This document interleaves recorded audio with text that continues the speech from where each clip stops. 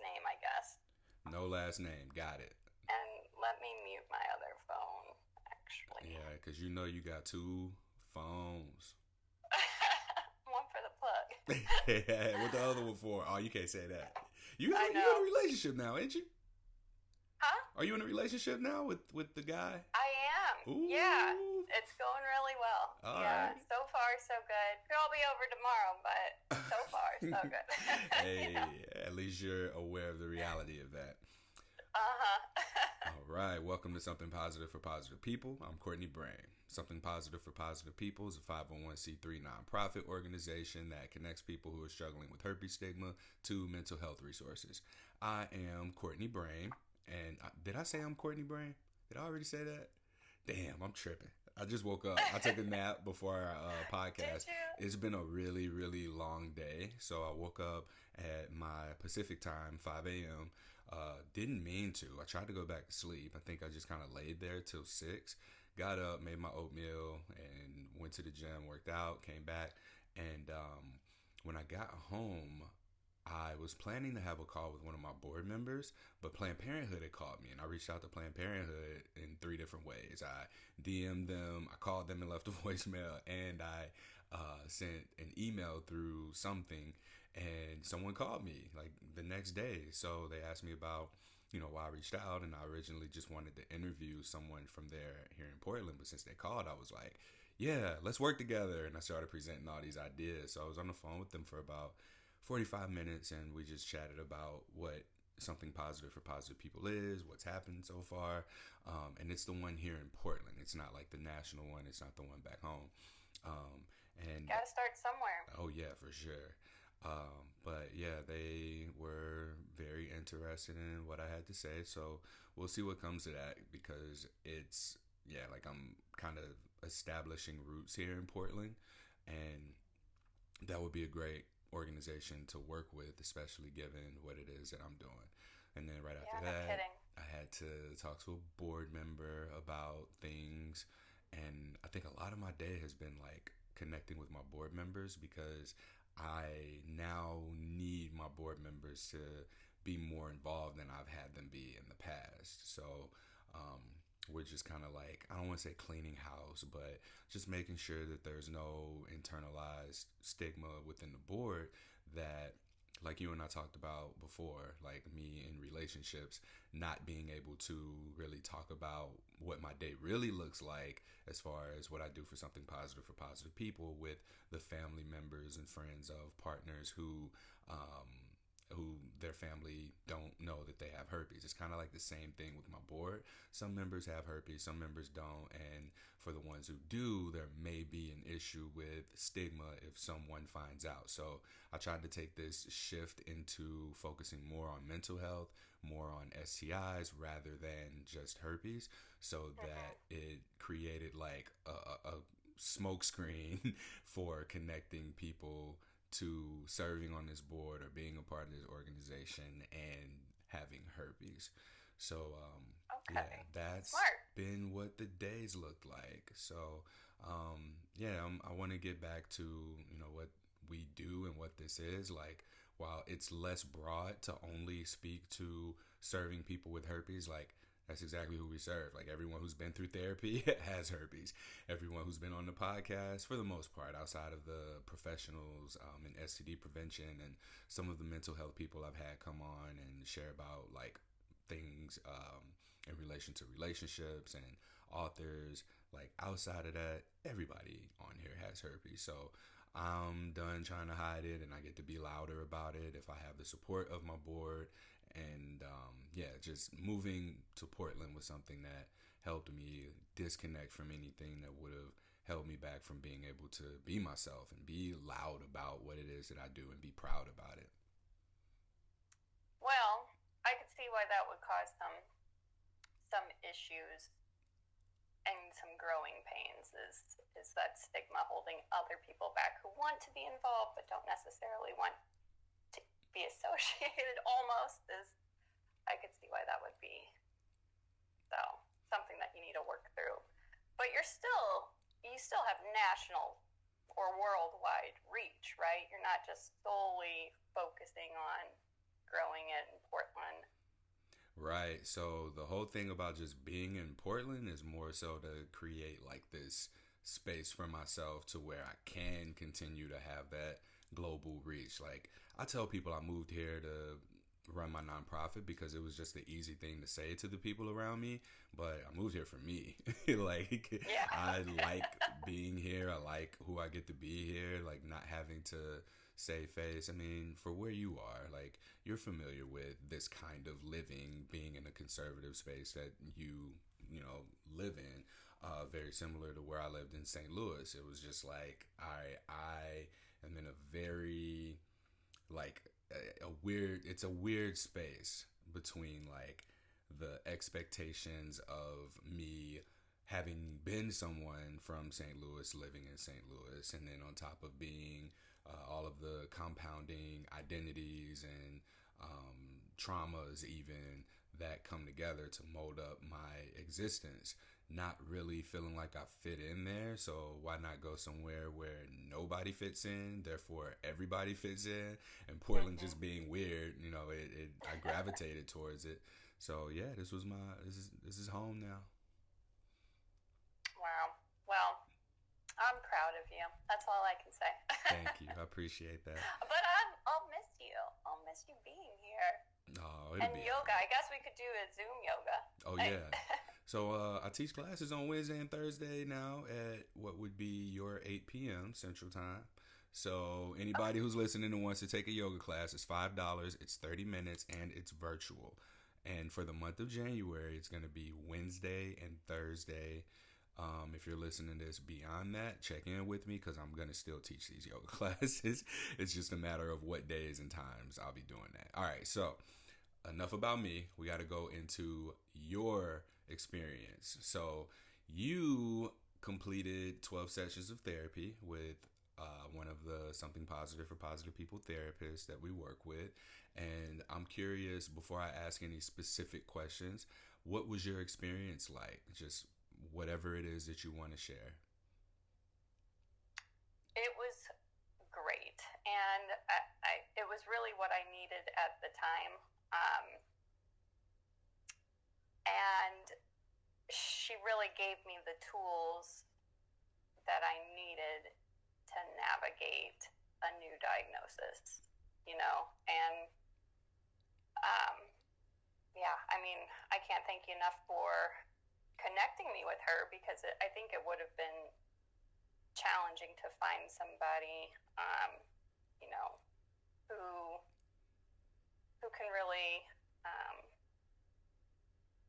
I don't know. She was special is all I could say. Yeah. You picked a good one for me. Yeah, I tried to, because I know that in some cases, some therapists haven't been a match, and I don't think this is something that I've been able to speak to before, but there are different strokes for different folks, and I felt like the therapist that I paired you with, there were a lot of, I know this therapist personally, and then I've been around you enough to know, all right, well, I know enough about you to make sure that this is a fit for you. So whenever I do connect people to a therapist, I try to have some kind of a rapport built with them, hear where they are in their diagnosis, what else is going on in their lives, and just really try to hear what they need outside of what they're saying, but also like the things that aren't being said. So I can't say there was any one thing in particular that made me connect you to the therapist that I connected you with, but I am so happy that it worked out the way that it did. Now, I'm curious to know if you feel like having a therapist that I recommended you to was different than a therapist that you could have found on your own. Like, was there a difference there, or do you feel like you could have gotten the same thing from any therapist? Well, I think her connection to you and knowing what you're involved with and the reason why you are connecting us the reason why you connected her and I was because my diagnosis, and I was struggling working through that. And I think that I mean, I haven't tried to search out therapists that, specialize in STD diagnoses. But I think that really broke down a barrier that would have been there if I sought it out myself. So, Yeah, that makes sense. you working as the liaison and kind of filling her in on my history before I even had to take that leap was kind of taking a little bit of the legwork out of it for me, and making it easier for me to talk about it. Good. Thank you. I feel like you're kind of a unique case because you're someone who struggles with stigma. I don't know if it was necessarily your diagnosis or if it was like how potential partners would interact with you afterwards, because you're a model, right? And so there's this, like, you're beautiful, right? So inherently having to deal with herpes stigma as someone, I want to say pretty privileged for the sake of, like, I guess being politically correct. Lack of better words. Yeah, there you go. But it's interesting to me that someone with pretty privilege was struggling with their diagnosis as much as you were. And I'm curious to know, is that because, like, you may not have experienced rejection before, or is it because, like, you've leaned into your pretty privilege for so long and you've never had to, like, worry about being told no? It's definitely not that I haven't had to worry about being told no.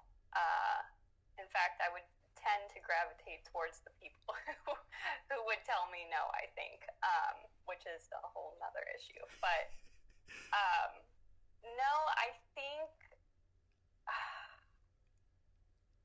I mean, there were the stigma. The reason I struggled so much with the stigma, I think, is I don't date a lot, and I mean, even previously, I was really selective about who I dated, and now the selection felt even slimmer. So quite the opposite, I think, of your point is, it's not that all of a sudden my options went from a lot to a little, but I always felt like I had little options, and now that it was just even a smaller pool. Fortunately, I mean, after I was diagnosed, I have these dry spells of 3 years. That's just common for me. I go into long-term relationships, and then I, get out of them and date a handful of people, but then go onto this, like, celibacy journey for years. That's just been my routine. But I was fortunate. The thing that was unique about my diagnosis was, I don't know when I contracted it. I never figured out. There was no way for me to trace back to one person, really, because there was so much. I had been single for 6 months plus before I was diagnosed. I wasn't having sex with anybody 6 months plus before I was diagnosed. And I was diagnosed because I was under a lot of stress, and that's what caused the breakout to actually manifest. So that was a big issue, a big hurdle for me. It's like I gave it to myself, is what it felt like, And so moving forward, it was like, okay, how are we? I really had to sit with it and figure out how I was going to disclose when I don't really even know how my story, this is my story, but is it I don't know. I could see it just making it that more complicated than being able to say XYZ, this is what happened. I really can't for sure say how long I've had it. I could have had it, my doctor says I could have had it for 10 years, and it just decided to come about when it did. So that was probably the largest hurdle for me, was, just the shock of being diagnosed with an STD after not being intimate with anybody for a very long time. So I think that's what got me. Okay. And when we connected, I can't remember, was this pre-pandemic or was it during the pandemic that you found out? During the pandemic. And I think, Uh, well, July, so March, April, May, June, July, about 5 months after the pandemic yeah, so started. I remember us talking about your work and how stressful that was in that time period, right? Like you were working like a crazy person and y'all were understaffed. So that stress and the stress of work compounded by the pandemic was Compounded something. by a surgery. I had a major surgery too on my chest. Um, Oh, I forgot so I about had that. a lot going on, and so yeah, I mean, a lot Yeah. going on, but who didn't? Right. Speaking to your sessions, do you feel like 12 sessions was enough for you to get what you needed? um, you know, I'm a big advocate for counseling, and I think you can never have enough. I think it was a good, it allowed me to get a handle on the situation, and I think it was a good starting point. Um, but I definitely think, you know, even just speaking for myself, I should continue. I should carry on with it. But yeah, I think 12 sessions was a good starting point. Hmm. And me personally, I mean, she helped me through. I mean, it got to the point where we were not just talking about the herpes diagnosis; we were talking about many other things. So, um, I think, yeah, maybe it could have been enough, but you can never have too much, if that makes sense. Yeah, so my thought process around 12 sessions has been all right, that's 3 months of therapy. If you're someone who is on the fence or maybe you're unsure about it, I feel like consecutive or as close to consecutive weekly sessions is enough to make you decide, all right, this is worth something. It's enough time for you to see that there is something there worth exploring or to decide if, hey, I've been coming here for 8 weeks and I'm not getting anything out of it, or to be able to say, like I'm really liking this. I don't know that a handful of sessions would be enough to warrant any sort of results Results. necessarily, or for you to Yeah. be able to make a decision about it. Because a lot of people that I've enrolled in therapy through something positive for positive people have been people who've never had experience with therapy before. They've had these misconceptions that something has to be wrong for you to go to a therapist, right? And even with the people who did have herpes, like I let them know, I don't think that herpes is going to be the thing that you talk to for 12 weeks straight. Even when I started therapy, herpes came up the first session, and I was like, no, I don't know if that's a problem. And then over time, like it came up a year and a half later as being one of the things that really was impacting how I behaved with the other issues that I brought to therapy. So the parallel for me has been my relationship to rejection and my herpes diagnosis and how I handle rejection by making an effort to avoid it. So I shared that to ask you, was there anything that in your therapy sessions where herpes began to emerge as being like an on the surface symptom of something underneath that emotionally?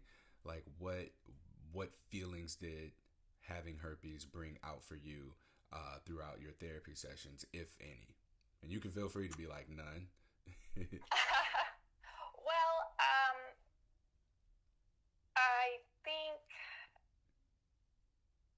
the negative self-talk is something we addressed, and I mean, herpes was the catalyst for why I got into this counseling program with something positive. But like you say, I mean, we just explored so much, and she gave me so many tools to combat the issues I'm having with herpes, but that also apply.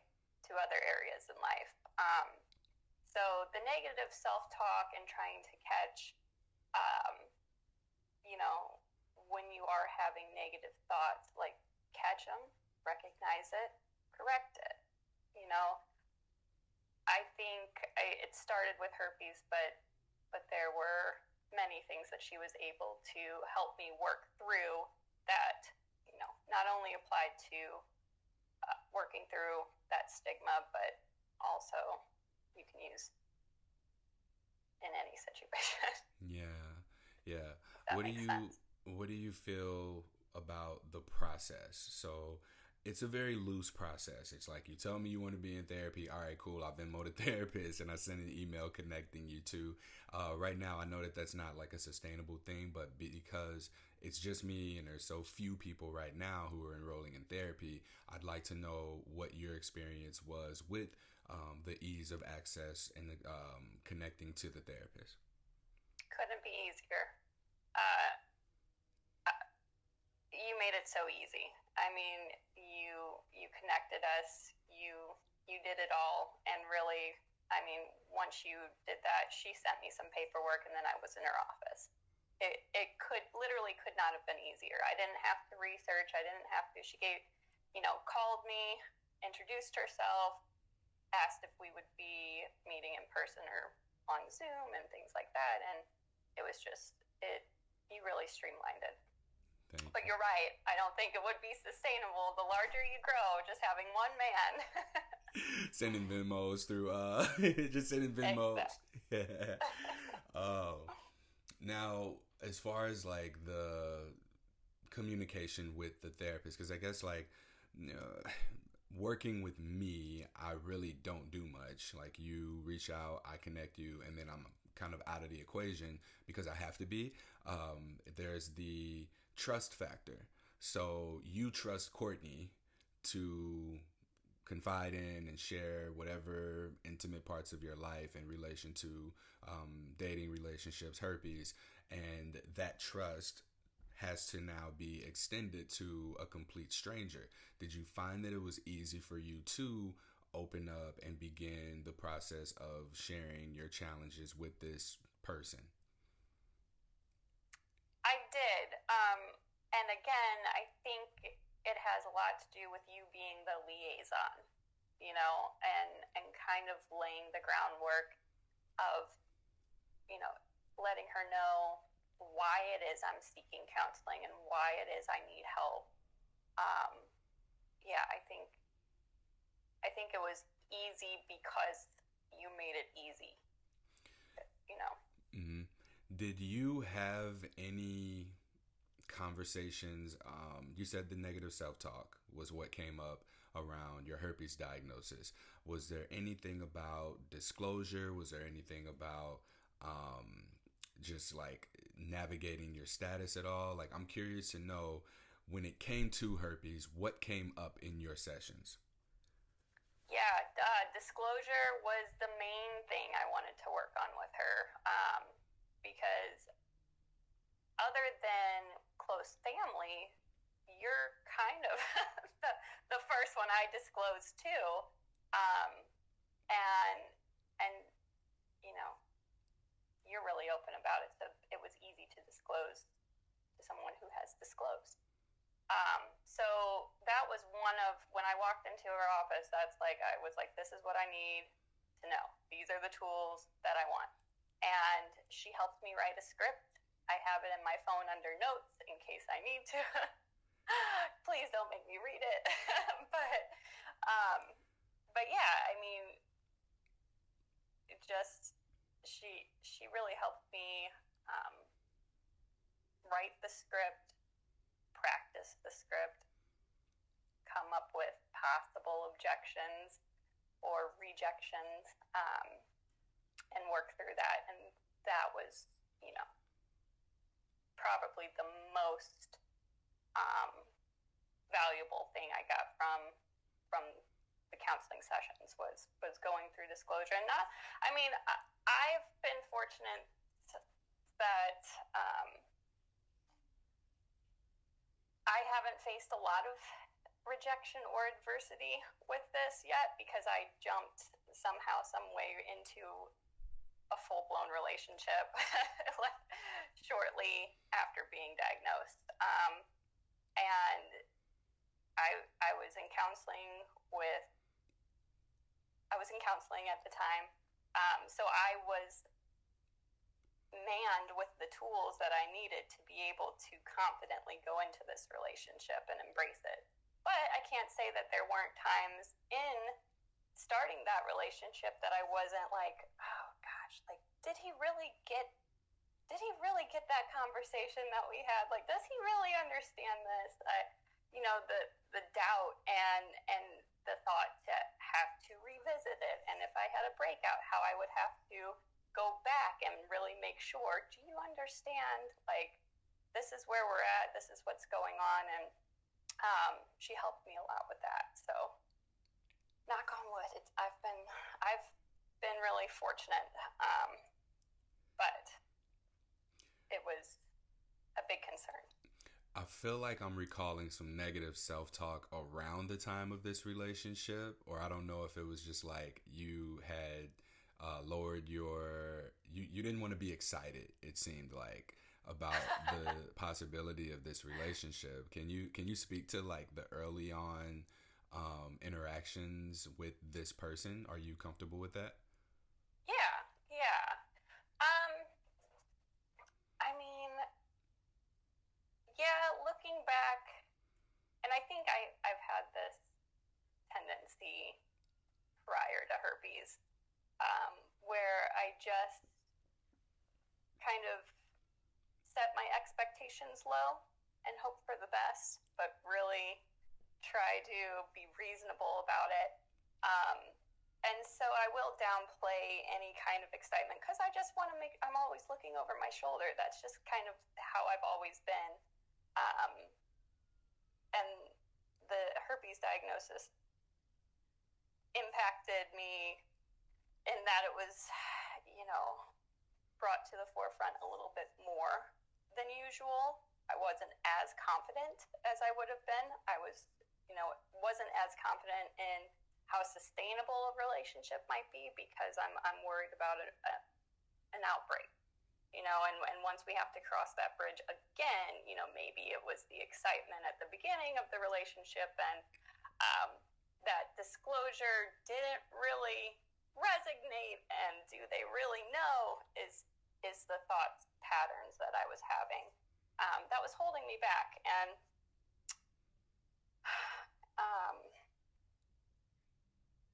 but yeah, I mean, I think that's kind of just me. So, being in a relationship with someone who, as far as we know, does not have a positive herpes status, has therapy been necessary in any way or helpful in any way that allows for you to navigate this relationship without any fear of passing it on or fear of, all right, well, if I give this person herpes, I'm going to feel obligated to them or stuck with them? Has that even come up for you?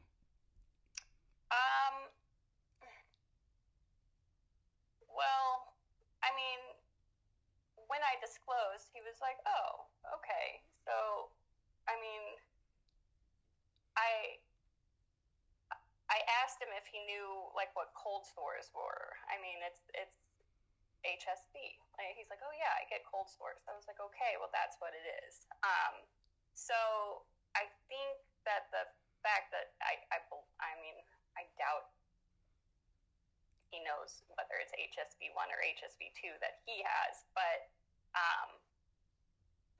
the fact that he at least there is a little bit of common ground, it feels, kind of prevented me to be super worried about it. I don't know. I mean, I take medicine to suppress outbreaks. He's got HSV in some form or fashion and cold sores, so there has to be some kind of antibodies, I would think. And I mean, initially I was concerned with passing it along when we were new, just because, I mean, it's always possible, and it's a big commitment to somebody you don't really know. At this point, I mean, not that I wouldn't care if I passed it along, but it's just a little less of a concern because it hasn't happened yet. There's always a chance. But I'm pretty confident with where we are right now that, and we're safe. I mean, like, if I were feeling an outbreak, I can be honest about it, and we can have our space. And I think we're taking the precautions necessary with what we're comfortable with, at least. Now, if I did pass it on, I did struggle with the potential guilt, and not to say that I wouldn't feel guilty, but also, I mean, you and in therapy drilled in, it's like, okay, but they accepted this. So they are also taking this chance, and you are more worried about giving it to them than they apparently are about contracting it. So at this point, I don't have any concerns, or minimal concerns, I'd say, as we work through it. All right. And in therapy, what were some of the more challenging points in your sessions? Did you have any moments in therapy that were like, damn, this is hard, or any like enlightening moments for yourself?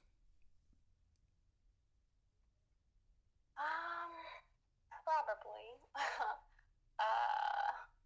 Off the top of my head, I can't think of anything traumatizing that we had to visit that brought tears to my eyes, other than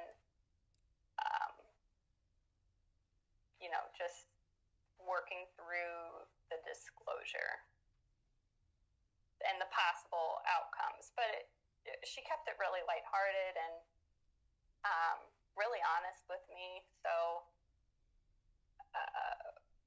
again, I think it was helpful in a lot of ways, but I can't say it was negative in any way or anything like that. I didn't struggle with it, if that's what you're asking. Yeah. How, if this happened, did your therapist handle this? Were there any moments that you felt triggered at all? I guess this is kind of like a more detailed version of what I'm asking you. Like, were there things that came up that you just felt, like you were in a triggered state? No. Okay. Because I guess I wanted to see how she would have handled something like that, because I know that oftentimes in support groups, there can be moments where someone might say some off the wall, like unexpected thing, and someone who oversees a support group may not be equipped to handle that, whereas a licensed mental health professional can. And that can often be traumatizing in itself if you're in a group setting and someone goes into their trauma and triggers someone else and they're triggered, and if it's not addressed, it can do more harm than good. So I'm glad that there weren't any moments where you were triggered, but I was curious to see how like she handled that. So I'm like, this is my way of evaluating the therapist as well by doing these exit interviews with people. So with the conclusion of your therapy, and I know you said that you're considering to continue to do this, I guess, like, how do you see yourself moving forward? Like 12 sessions that helped you work through the disclosure aspect and dealing with navigating the stigma of your diagnosis. Like, what's next for you after having concluded therapy for these things? I want to make sure I understand your question. How do I see myself continuing therapy? Yeah. Now that I'm... Yeah, so like you're out of therapy for herpes, right? So do you now see, like you said you've been like an advocate for people having therapy and staying in therapy, their mental health. So I guess I'm curious, like what's next? Like now that herpes has been quote dealt with, what would you go into therapy for now? Well, I I would still continue. I think that it can still be beneficial as it relates to herpes. I think that it helped start it, but I think that it's going to be a part of you until they find a cure, or until they come out with that cure that they have and they're hiding on us. Um, I I think that it will never not be a part of me. Not that it defines me in any way. It's just something that I will continue to deal with, um, whether I'm in a relationship or not. Whether so. Um, but I did lose my brother in July. I took a little bit of a break from counseling, and I will go back to work through that when it's not fresh. It still feels fresh. Thank you for sharing that. I didn't want to go there. I didn't know how you were feeling. But are you okay? Yeah, I Okay. mean, as well as I can be. Okay.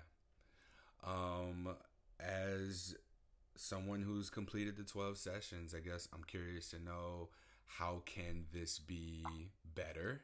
What can be done different? Like what improvements would you like to see? And then before I forget, Um, my next question is going to be, do you have any like advice for someone who might be on the fence about reaching out or telling people what to expect? Because I'll forget the question. Hopefully you well, remember. well, now I forget your first question. Ain't that a no? What Yeah. could be easier? Okay. Um, well, I mean, like I said, you made it really easy. So in my experience, it literally could not have been easier. Um, so I don't have any constructive criticism. I'm sorry. uh, Speaking to anybody who may be on the fence, um, I I think that everybody needs to move at their own pace. I think it's a case by case situation, but I strongly recommend finding a sense of community, or having support. I started with my mom, and then um, I think I went to the ex that I thought I might have gotten it from, and then I went to, I just happened to come, like the stars aligned. I just happened to come across your podcast on another podcast, and then you're in St. Louis, and so you and I got connected, and I think that's when you first connected me to the first therapist. I was able to then share with friends and expand, this community, and or just my support network. And so that was extremely instrumental in me finding peace with this. So if anybody's on the fence, I know that it's hard and you probably will cry, but it's worth it to reach out. I'm glad that you shared that. Thank you. Um, I don't have any other questions for you. This was really good. I appreciate you sharing as much as you did and going into as much detail as you felt comfortable with in regards to your sessions, next steps, and speaking to the process of what it was like to work with something positive for positive people for your therapy needs. Go to no. And thank you for trusting me. Like I feel like we had become friends, and you've been being supportive of not only something positive for positive people, but also me teaching yoga, as well as just like the move here, like being able to speak to that like before we had our call. So thank you. Just thank you for being you. I hope that you continue to thrive. I watch your Instagram. I know what's going on in your life. So exciting things for you. And I wish you nothing but the best as you move forward from this. Oh, thank you, my friend. Same to you. All right. That concludes this episode of Something Positive for Positive People. Please like, rate, review, subscribe to, and share this podcast with whoever you feel like can benefit from it. I am on Instagram at H on my chest. It looks like on my chest. And I am on TikTok by my name, Courtney W. Brain, because some jerk just for whatever reason just made an account, called it H on my chest, and then made it private, and they don't do anything at all with it. It's just there and taken. So not sure what that's about, but that's a thing. So if you want to follow me on TikTok, I just read messages from people in the format where like the pictures behind you and you're in like a selfie video, and I just read it out loud. Like that's literally what I've done so far on TikTok. So yeah, if you want to engage with me, I'm on Instagram at H on my chest. And yeah, you can donate to Something Positive for Positive People by visiting my Venmo or Cash App at Courtney Brame. It's just all one word. I'm the original, no special characters. Courtney Brame. I think that's it. Yeah, that's all I got. Remember, sexual health is mental health, and stay sex positive.